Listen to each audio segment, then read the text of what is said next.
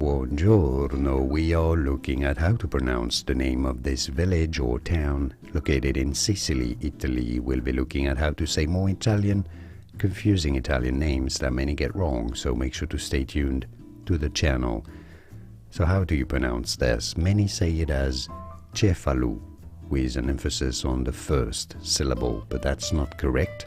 It would be that pronunciation if it wasn't for this accent on the U, on the U there at the end, meaning that you have to stress on that last lu syllable. Therefore, it is to be said as Cefalù. You may have noticed that the word tiramisu, for example, the Italian dessert, has that accent on the last U as well. That's what it means. Cefalù is how you want to say it, and now you know.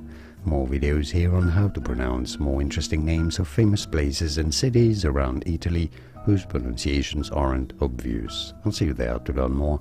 Thanks for watching.